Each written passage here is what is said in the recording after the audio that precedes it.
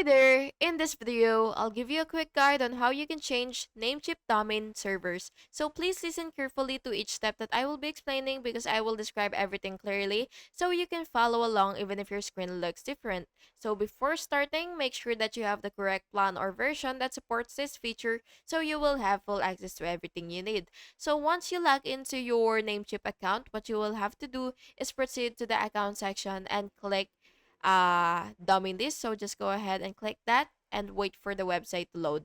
So here you should make sure that you already have your domain. And once you find the domain that you would want to edit, what you will have to do is you will have to click manage on the right. So it should be right here. And then you will scroll to the name servers and then you will select custom DNS. And then you will enter the new name servers provided by your hosting provider, and then you will basically just have to click save, and the propagation may take 24 to 48 hours.